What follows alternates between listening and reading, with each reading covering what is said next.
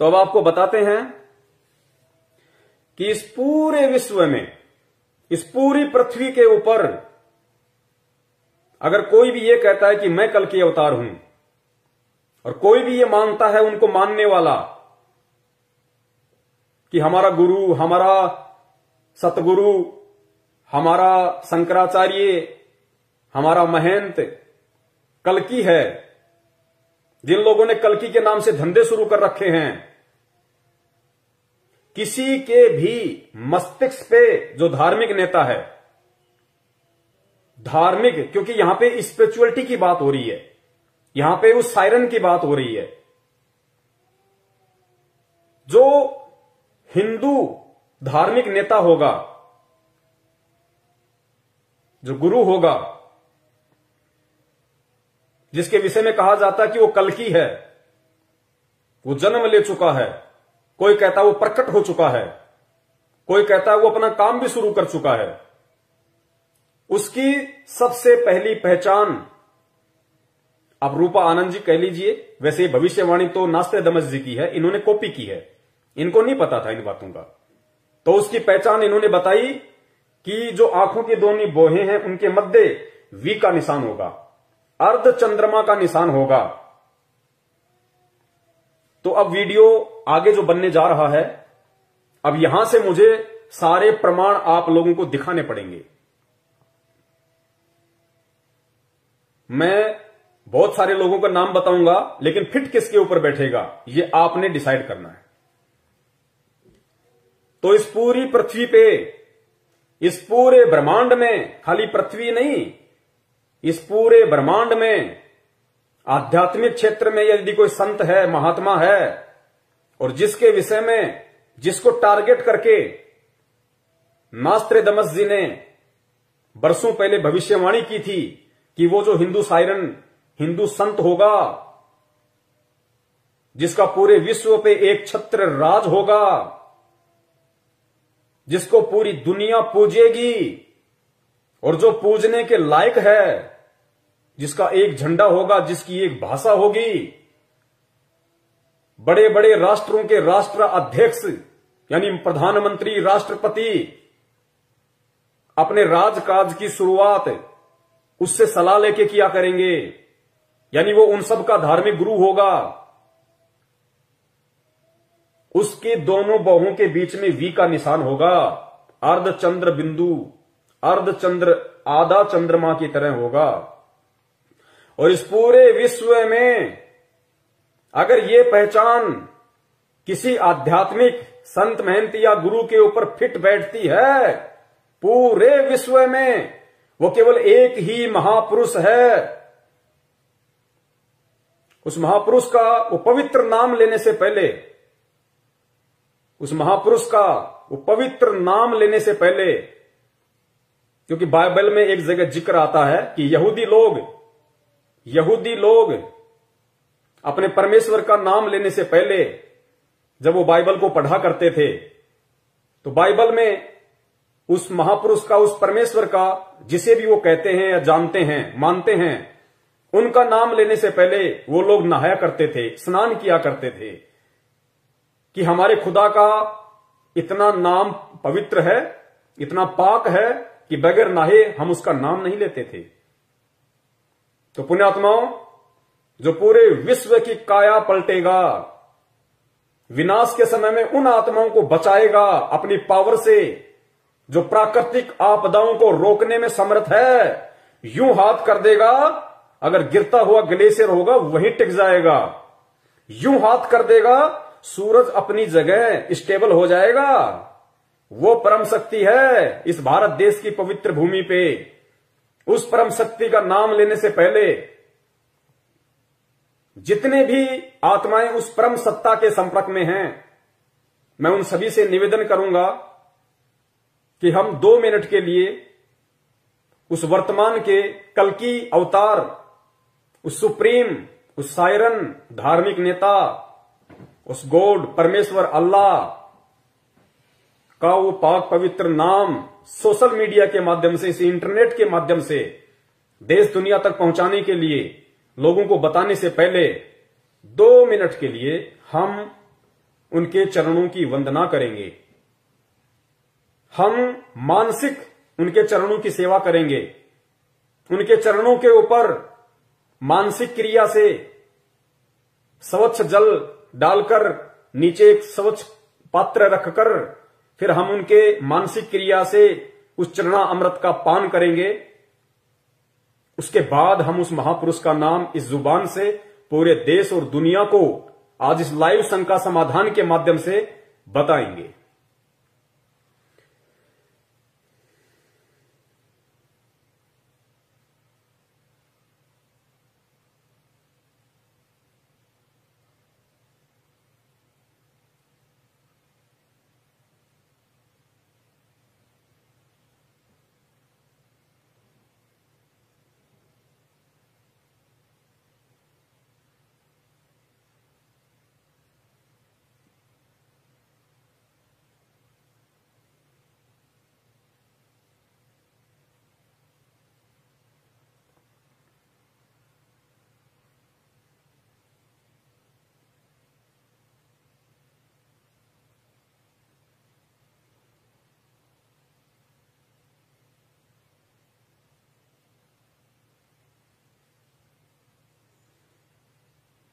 जय जगत गुरु, जय भारत। तो पुण्यात्माओं, मेरे भाई और बहनों, आज का ये लाइव प्रोग्राम देखने वाले आप सभी मेरे मित्रों, मैंने पहले कहा था श्री रामचंद्र जी त्रेता युग में आए थे तो कोई जानवर बन के नहीं आए थे, इंसान के रूप में आए थे, सर पे सींग लगा के नहीं आए थे। लेकिन उस समय वो विष्णु जी थे, विष्णु जी के अवतार थे।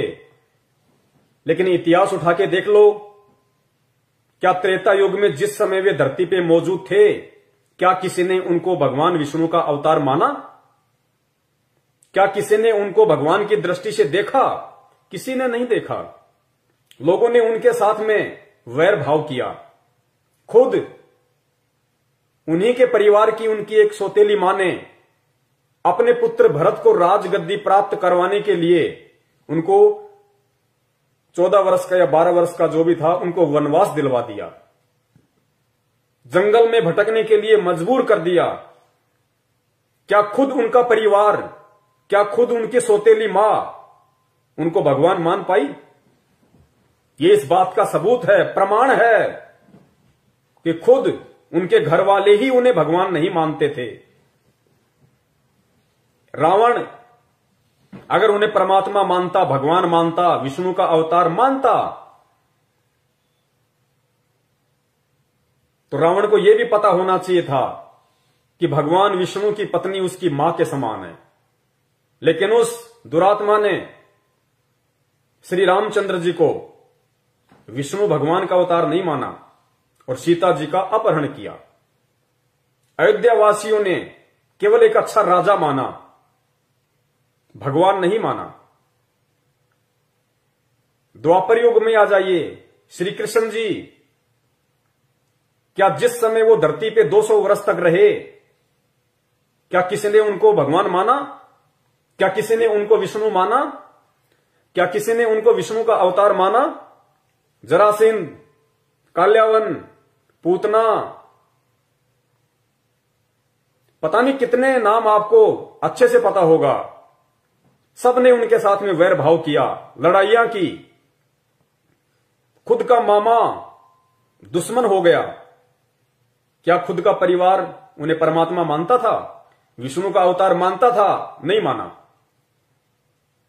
लेकिन आज इतने वर्ष बीत जाने के बाद घर घर में उनकी पत्थर की मूर्तियां बना के उनको पूजा जाता है। उनसे कुछ मांगने की दृष्टि से अगरबत्तियां जलाई जाती हैं, अरदास की जाती है, मन्नतें मांगी जाती है। लेकिन क्या आज वो आपकी मन्नतें पूरी कर देंगे? क्या मूर्ति आपकी मन्नतें पूरी कर देंगी? 21वीं सदी के इंसान हो, शिक्षित हो, टेक्नोलॉजी है, विचार करो। अगर आपके पेट में दर्द है, आपको हॉस्पिटल याद आएगी। हॉस्पिटल में आप गए, वहां पे डॉक्टर साहब बैठे हुए हैं, आपने डॉक्टर को जाके अपनी तकलीफ बताई, डॉक्टर ने स्टेथोस्कोप निकाला, आपको चेक किया, आपकी समस्या को जाना, पहचाना, समस्या के अकॉर्डिंग फिर आपका इलाज किया, आपको मेडिसिन दी, तो आपको लाभ हुआ। तो जिस समय त्रेता में भगवान राम थे, द्वापर में भगवान श्री कृष्ण जी मौजूद थे, शरीर में थे, उस समय यदि उन्हें कोई भगवान मानता, उन्हें विष्णु का अवतार मानता और उस दृष्टि से उनके साथ में व्यवहार करता, तो अवश्य वो उस समय उस व्यक्ति की हेल्प करते, मदद करते, सहायता करते। लेकिन आज इतने वर्ष बीतने के बाद फिर यदि वो व्यक्ति फिर किसी दिन हॉस्पिटल जाता है, उसको कोई और समस्या हो जाती है, फिर वही व्यक्ति दोबारा से हॉस्पिटल जाता है, यह सोचकर कि डॉक्टर साहब मिलेंगे और पिछली बार की तरह मेरा इलाज करेंगे, मुझे राहत प्रदान करेंगे। और अब की बार जब वो हॉस्पिटल जाता है तो मालूम पड़ता है कि डॉक्टर साहब का तो निधन हो गया, और उसी हॉस्पिटल में डॉक्टर साहब की संगमरमर की एक 6 फुट की गले में स्टेथोस्कोप लटका हुआ बहुत अच्छी एक मूर्ति बना रखी है। अब वो व्यक्ति क्या उस पत्थर की मूर्ति को अपने पेट की पीड़ा बता सकता है? क्या वो पत्थर की मूर्ति स्टेथोस्कोप उठा के उसकी रगों पे रख के क्या वो उस दर्द को जान के उस व्यक्ति का इलाज कर सकती है? आप कहोगे नहीं, संभव ही नहीं है, पत्थर की मूर्ति कहां से इलाज कर देगी। वो तो जब मौजूद थे डॉक्टर साहब तो खुद वो चेक करते, देखते, जानते, पहचानते, फिर उसको कोई मेडिसिन देते तो उस व्यक्ति को लाभ होना था। अब डॉक्टर साहब की पत्थर की मूर्ति के आगे चाहे अगरबत्ती करो, चाहे दंडवत करो, चाहे हाथ जोड़ो, चाहे कितना ही सुबह से शाम तक बोलते रहो, चीखते रहो, चिल्लाते रहो, वो डॉक्टर वो पत्थर की मूर्ति के कान ना तुम्हारी आवाज को सुन सकते हैं और उस पत्थर की मूर्ति की आंखें ना तुम्हारे दर्द को देख सकती है, तो इलाज कैसे होगा।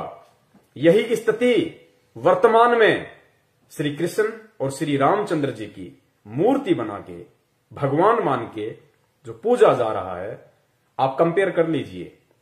ये शिक्षा आपको परमेश्वर ने इसीलिए दी है कि आप समझें, आंखें खोलें। मानव शरीर केवल परमात्मा प्राप्ति के लिए मिलता है, भक्ति करने के लिए मिलता है, आडंबर और पाखंड के लिए नहीं मिलता है। तो आज वो पत्थर की मूर्तियां हमें कदापि लाभ नहीं दे सकती। तो कहने का मतलब है, आज आपको जिस सुप्रीम का नाम बताया जा रहा है, जिस अवतारी शक्ति के विषय में बताया जा रहा है, अगर आप समझदार हो, 21वीं सदी के सभ्य इंसान हो और वास्तव में यदि आपको लाभ लेना है, तो वो परम शक्ति आज इस पृथ्वी पे ठीक उसी प्रकार मानव शरीर में प्रकट है, मानव शरीर में विद्यमान है। जिस प्रकार त्रेता में श्री रामचंद्र जी थे, द्वापर में श्री कृष्ण चंद्र जी थे। तो लाभ लेना है तो उनके विषय में जान के, बहुत अच्छे से पहचान के और विचार करके, मनन करके, मंथन करके निष्कर्ष निकालना वीडियो एंड तक देख के, क्योंकि अभी शुरुआत है, अभी केवल भूमिका बनी है। उस महान शक्ति का आपको नाम बताया जाएगा और नाम बताने के बाद में फिर इन भविष्य वक्ताओं की भविष्यवाणियों के आधार से आपको पहचान करवाई जाएगी। क्योंकि भगवान जब भी पृथ्वी पे आता है, या भगवान जब जब पृथ्वी पे आया है, भगवान ने जब जब अधर्म का नाश करने के लिए, सत्य की सत्ता स्थापित करने के लिए, दुनिया में सुख और शांति पैदा करने के लिए अगर यहां पे उनका अवतरण हुआ है, वो प्रकट हुए हैं, तो सुअर बन के प्रकट नहीं हुए, गधे बन के प्रकट नहीं हुए, राक्षसों की तरह सींग लगा के नहीं आए। वो एक जनसाधारण के परिवार में आए हैं। दशरथ के घर में रामचंद्र जी आए,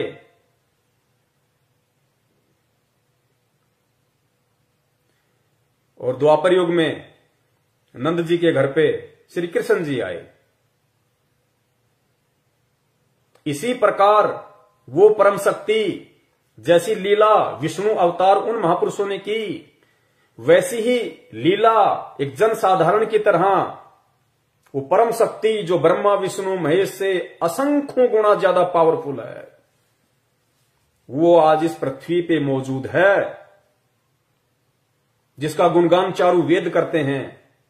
गीता जी जिसकी महिमा का गुणगान करती है, वो महापुरुष आज इस पृथ्वी पे प्रकट है, जिसे इन भविष्य वक्ताओं ने कल्कि का नाम दिया है, वर्तमान समय वाले कल्कि का नाम, कि वो आ चुका है, अपना काम शुरू कर चुका है। और प्रथम पहचान के रूप में रूपा आनंद जी ने नास्त्रेदमस की भविष्यवाणी का हवाला देते हुए और उत्तराखंड के सभी साधु संतों की मीटिंग के बाद में जो पहचान बताई गई कि वो जो कल्कि होगा, जो महापुरुष होगा, जो अवतारी शक्ति होगी, जिसके बराबर कोई भी समर्थ नहीं होगा, उसके मस्तिष्क पे अर्धचंद्र का निशान होगा, वी का निशान होगा। तो वो परम शक्ति, वो महापुरुष, वो साइरन द ग्रेट, वो नास्त्रेदमस का हिंदू नेता, वो ब्रह्मा विष्णु महेश दुर्गा और काल का पालक, जो उनका भी पेट भर रहा है, और जो आज एक सामान्य व्यक्ति की भूमिका में इस भारत देश की पवित्र भूमि पे प्रकट है, उनके चरण कमल इस पृथ्वी को स्पर्श कर रहे हैं।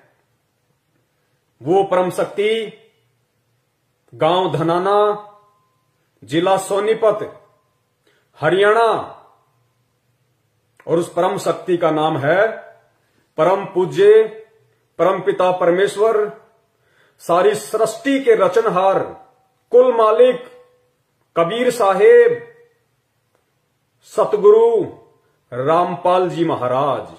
बंदी छोड़ सतगुरु रामपाल जी महाराज की जय हो।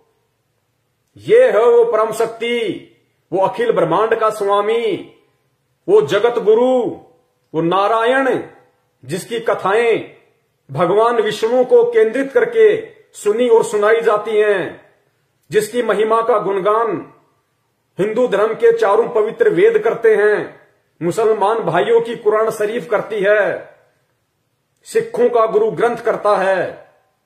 वो महापुरुष, वो परम शक्ति, वो परम सत्ता, वो साइरन द ग्रेट, वो भविष्यवाणियों में भविष्य वक्ताओं का कल्कि, वो सुप्रीम पावर, वो सुप्रीम गॉड, जिसे राम कह लीजिए, खुदा कह लीजिए, अल्लाह कह लीजिए, वाहि गुरु कह लीजिए, वो परम सत्ता परम पूज्य सतगुरु रामपाल जी महाराज जी हैं। अब आगे आपको एक एक पॉइंट के आधार पे, इन भविष्य वक्ताओं की भविष्यवाणियों के पॉइंट के आधार पे साबित किया जाएगा, क्योंकि कहते हैं कि हाथ कंगन को आरसी क्या और पढ़े लिखे को फारसी क्या। ये मैं नहीं कहूंगा, आप ही के भविष्य वक्ता, जिनको आप लोगों ने सुप्रीम बना रखा है, जिनके यूट्यूब पे वीडियो चलते हैं, जिन्होंने भविष्यवाणियां कर रखी हैं, और इन्हीं भविष्य वक्ताओं ने जो पहचान उस कल्कि को लेके की है, उस सुप्रीम को लेके की है, कि वो प्रकट हो चुका है। एक एक पॉइंट, एक एक बात सोने की तरह परम पूज्य सतगुरु रामपाल जी महाराज जी के ऊपर सोने की तरह खरी उतरेगी, खरी सह सबूत प्रमाणित। और सबूत देखकर भी अगर कोई दुरात्मा सत्य को स्वीकार नहीं करती है, तो विनाश के समय में उसकी सुरक्षा, उसकी रक्षा इस ब्रह्मांड में कोई नहीं कर सकेगा। क्योंकि अगर एकमात्र रक्षक, संरक्षक इस पृथ्वी पे यदि मानव जाति का कोई होगा, केवल परम पूज्य सतगुरु रामपाल जी महाराज जी होंगे, जो स्वयं साक्षात पूर्ण ब्रह्म परमेश्वर कबीर साहिब जी हैं। स्वयं कबीर परमेश्वर हैं। भगवान आएगा सींग लगा के नहीं आएगा। और गीता जी में कहा गया है कि अर्जुन, अगर तुझे पूर्ण संत की, तत्वदर्शी संत की पहचान करनी है, अपना आत्म कल्याण, अपना उद्धार करवाना है, तो उसकी पहचान सिर्फ ज्ञान से होगी। बाह्य आडंबरों से पहचान नहीं होगी। जटा रखवाली, किसी ने बिल्कुल खोपड़ी बिल्कुल सपाचट करवा रखी है, किसी ने मूछें करवा रखी है, किसी ने दाढ़ी करा रखी है, गले में बड़ी बड़ी मालाएं पहन रखी हैं, कानों में बड़े बड़े कुंडल पहन रखे हैं, या कोई नंगा फिरता है, कोई आधे कपड़े पहन के फिरता है, ये पहचान परम संत की नहीं होती। उस परम संत की जो स्वयं पूर्ण परमात्मा कबीर साहिब जी होते हैं, उनकी पहचान सिर्फ और सिर्फ ज्ञान से होगी।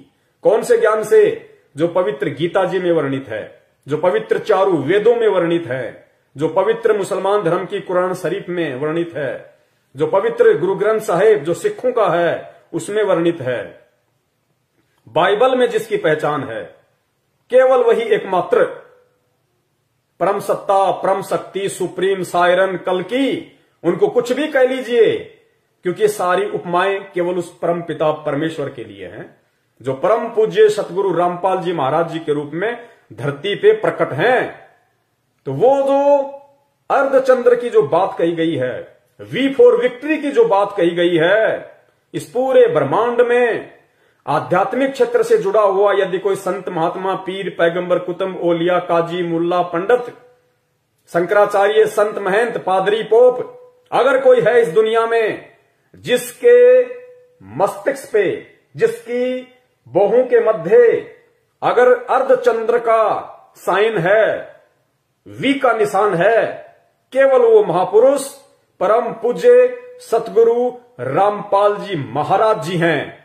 अपनी आंखों का चश्मा उतार के अच्छे से उनकी फोटो को जूम करके और आंखों से पहले अपने दिल और दिमाग को साफ करके देखना, स्पष्ट दिखाई देगा।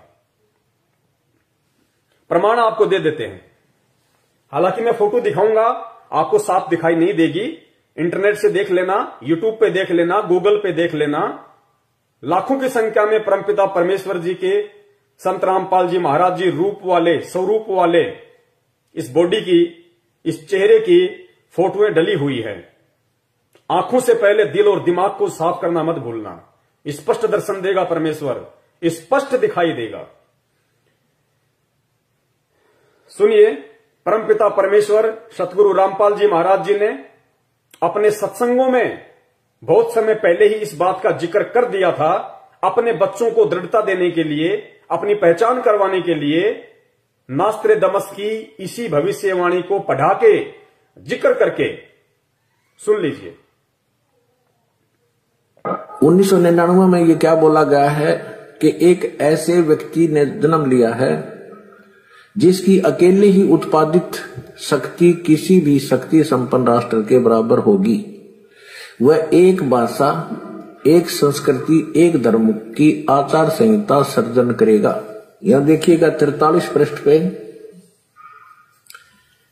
यह लिखा है कि दिव्य देहधारी पुरुष ने जन्म लिया है। वे सबके मन में प्रसन्नता भरेंगे, दुनिया भर के कष्ट दूर करेंगे। अन्यायी और अत्याचारियों को भी वह ठीक करेंगे। रात्रि के प्रथम पहर में जब मैं प्रगाढ़ निद्रा में होता हूं तो स्वप्न में एक दिव्य पुरुष को देखता हूं, दिव्य व्यक्ति को।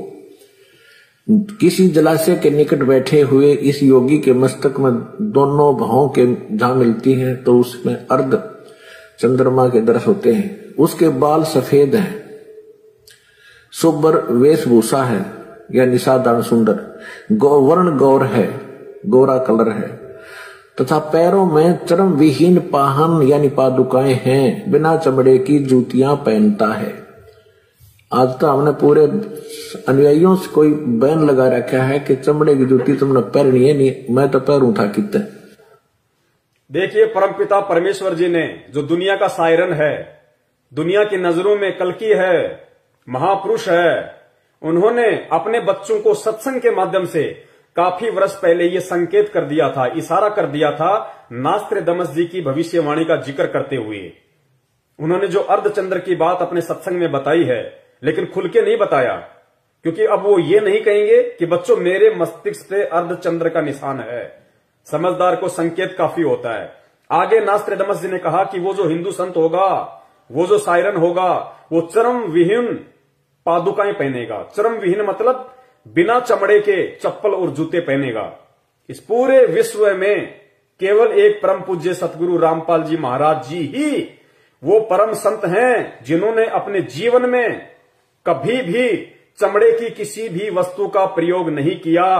क्यों नहीं किया? क्योंकि चमड़े की वस्तुएं जानवर को मार के, क्योंकि आज वर्तमान में ये एक बहुत बड़ा बिजनेस बन चुका है चमड़े का, और चमड़े को लॉन्ग लाइफ देने के लिए, लंबी जीवन देने के लिए जानवरों को जीवित ही किस प्रकार तड़पा तड़पा के उनकी खाल उतारी जाती है, जीव हत्या की जाती है। इसलिए परम पूज्य सतगुरु रामपाल जी महाराज जी ने ना कभी खुद चमड़े से बनी किसी वस्तु का जीवन में प्रयोग किया, और जब से वो आध्यात्मिक क्षेत्र में आके उपदेश करने लगे हैं, उन्होंने अपने किसी भी भगत को, शिष्य को, अनुयायी को चमड़े के जूते पहनने के लिए नहीं कहा। स्पष्ट अपने सत्संगों में, अपनी मर्यादाओं में उन्होंने अंकित किया हुआ है कि हमने चमड़े से बनी किसी भी वस्तु का प्रयोग नहीं करना है। इस चमड़े की बात उन्होंने स्पष्ट रूप से कही, और साथ ही ये कहा कि मैं तो खुद अपने भक्तों को चमड़े के जूते, बेल्ट, परस या कोई भी वस्तु प्रयोग करने के लिए मना करता हूं, तो मैं तो पहनता ही कहां। ये इन्होंने स्पष्ट यहां पे बोल दिया। लेकिन वो माथे में जो चंद्र वाला निशान है वो नहीं कहेंगे सत्संग करते समय कि देखो बच्चों वो मेरे मस्तिष्क के ऊपर है। वो संकेत है, समझने वाले समझ गए होंगे, वरना समय आने पे तो खुलासा होना ही होना था, जिस प्रकार इंटरनेट के माध्यम से आज हो रहा है। तो ये है वो परम शक्ति, ये है वो परम सत्ता, जिनके ऊपर इस देश दुनिया के प्रसिद्ध हो या सुप्रसिद्ध हो, छोटा हो या बड़ा हो, नामी हो या गिरामी हो, कोई भी भविष्यवक्ता हो, उनकी भविष्यवाणी का प्रत्येक पॉइंट अगर इस विश्व में किसी संत महात्मा के ऊपर फिट बैठेगा तो केवल वो एक ही नाम है, परम पिता परमेश्वर सतगुरु रामपाल जी महाराज। ये दो भविष्यवाणियां जो रूपा आनंद ने जिक्र किया, मस्तिष्क के ऊपर अर्धचंद्र का निशान, वी फॉर विक्ट्री, केवल परम पूज्य सतगुरु रामपाल जी महाराज जी पे ही आपको ये निशानी मिलेगी।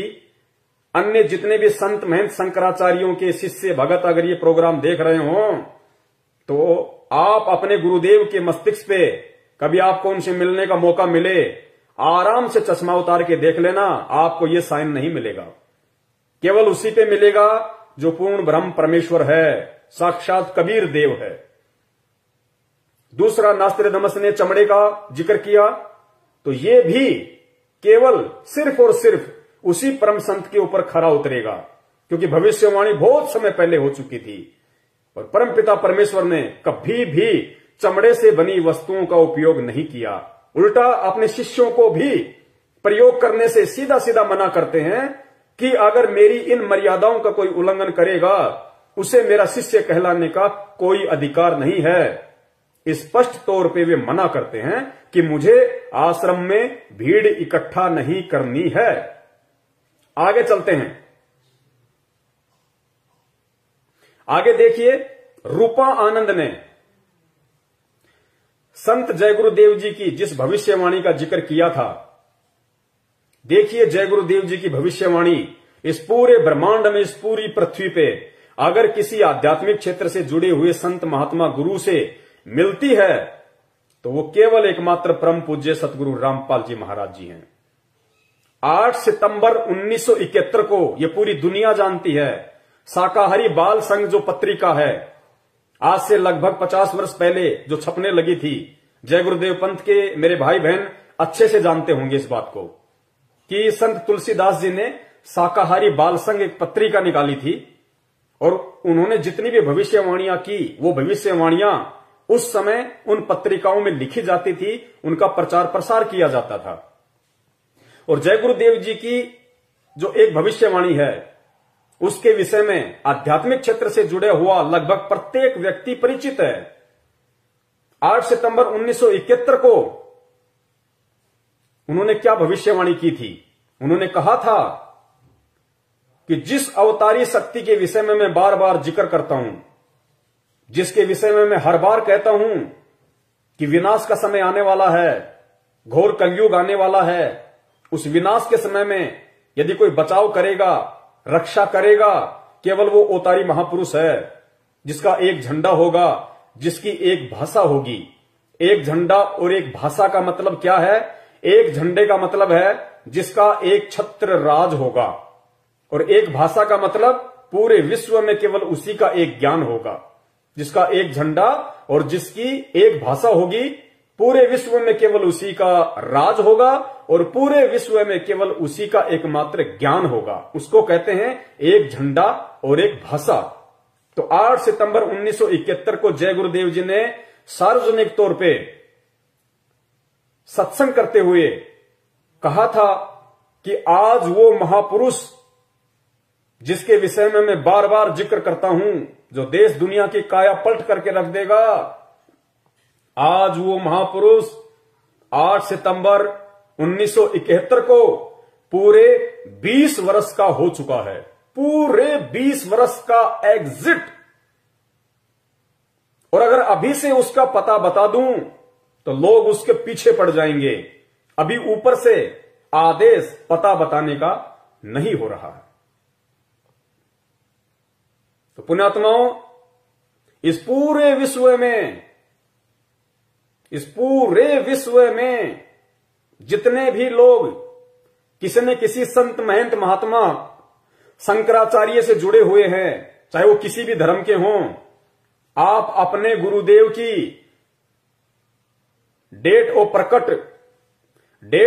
प्रकट, क्योंकि हम डेट ऑफ बर्थ का जिक्र नहीं करेंगे, क्योंकि डेट ऑफ बर्थ उसकी होती है जो जीव होता है, जो मां के गर्भ से जन्म लेता है। और मां के गर्भ से जन्म लेने वाला जीव संज्ञा में होता है, वो प्राणी होता है, आप और हमारी संज्ञा में होता है। वो देश का उद्धार नहीं कर सकता, वो देश का तारणहार नहीं हो सकता, वो देश का मुक्तिदाता नहीं हो सकता। परम पुरुष महापुरुष केवल प्रकट होते हैं। लोगों को लगता है उन्होंने मां के गर्भ से जन्म लिया है, लेकिन वो जन्म नहीं लेते, क्योंकि परमेश्वर के गुणों में जन्म लेना नहीं है। ये वेद महिमा का गुणगान करते हैं, गीता इस महिमा का गुणगान करती है। परम पुरुष महापुरुष सायरन स्वयं वो कबीर परमेश्वर होता है। और वो कबीर परमेश्वर जब इस पृथ्वी पे प्रकट होता है किसी भी साधु संत के रूप में या जिंदा महात्मा के रूप में, केवल प्रकट होते हैं। तो संत रामपाल जी महाराज जी की आप लोगों की नजरों में, क्योंकि जब तक आपको ज्ञान नहीं है तब तक आप डेट ऑफ बर्थ ही बोलेंगे, और जिसे ज्ञान हो गया वो बोलेगा डेट ऑफ प्रकट। तो हमारी नजरों में डेट ऑफ प्रकट और आपके नजरों में डेट ऑफ बर्थ उनकी 7 सितंबर 1951 है। 7 सितंबर 1951, जिसके विषय में जय गुरुदेव पंथ के संत तुलसीदास जी ने डंके की चोट पे पूरी देश दुनिया के सामने खुले तौर पे जो वो सत्संग करते थे, उन्होंने कहा था कि वो परम पुरुष, क्योंकि जय गुरुदेव जी एक संत थे, आध्यात्मिक क्षेत्र से जुड़े हुए थे, पूर्व जन्म की भक्ति उनके पास में थी, और परमात्मा ने पृथ्वी पे आने के बाद अपनी उपस्थिति दर्ज करवानी थी। ये भविष्यवाणियां करवा के, क्योंकि आगे चल के फिर ये भविष्यवाणियां कोई बताएगा, कोई समझाएगा कि किस महापुरुष पे फिट बैठ रही हैं। वो हाथी कौन है जिसके कपड़े लोगों ने पहले सीन के तैयार रख दिए, वो हाथी कौन है। सो संत जय गुरुदेव की जो भविष्यवाणी है, जो ये कपड़ा है केवल हाथी पर ही फिट बैठेगा, गधे पे या झोटे पे अगर कोई फिट बैठाने की कोशिश करेगा तो नहीं बैठेगी, मजाक बनवाएगा अपना आने वाले इतिहास में। तो 8 सितंबर 1971 को जय गुरुदेव जी ने कहा था कि वो महापुरुष, वो अवतारी महापुरुष जो पृथ्वी पे प्रकट हो चुका है, वो आज पूरे 20 वर्ष का हो चुका है। तो 8 सितंबर 1971 को यदि कोई 20 वर्ष का हुआ था आध्यात्मिक क्षेत्र से जुड़ा हुआ व्यक्ति, वो केवल परम पूज्य सतगुरु रामपाल जी महाराज हैं। आप उनकी डेट ऑफ बर्थ निकाल के देख सकते हैं, गूगल पे मंगवा सकते हैं, पैन कार्ड, आधार कार्ड, लाइसेंस, कुछ भी। उनकी डेट ऑफ बर्थ उस समय पूरी 20 वर्ष की हो चुकी थी। तो संत जय गुरुदेव जी की भविष्यवाणी अगर इस विश्व में किसी संत महात्मा पे फिट बैठती है, वो केवल परम पूज्य सतगुरु रामपाल जी महाराज जी हैं, अन्य कोई नहीं है। चाहे कितनी ही कोशिश क्यों ना कर लो, फर्जी बनवा नहीं सकते, क्योंकि पूरी दुनिया के सामने है। अब कोई पलट नहीं सकता, क्योंकि सबके डेट ऑफ बर्थ पूरी दुनिया के सामने है। इसलिए जो समझदार व्यक्ति होगा, जो बुद्धिमान व्यक्ति होगा, जो परमात्मा प्रेमी आत्मा होगी, उसको ये सारे प्रमाण और किस व्यक्ति पे फिट बैठ रहे हैं उसको स्वीकार करने चाहिए, स्वीकार कर लेने चाहिए और अपना आत्म कल्याण उस महापुरुष की शरण में आके करवा लेना चाहिए।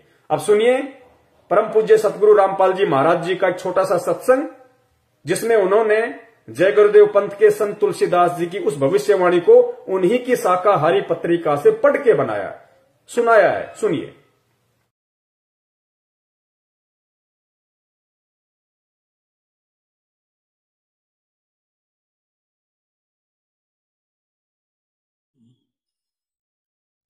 भाई सतगुरु तिलक अजप्पा माला युक्त जटा रखवावे, सतगुरु तिलक अजप्पा माला युक्त जटा रखवावे, जत को पीन सत का चोला भीतर बेख बनावे, जब कोई राम भगत गत पावे हो जी, जब कोई राम भगत गत पावे हो जी।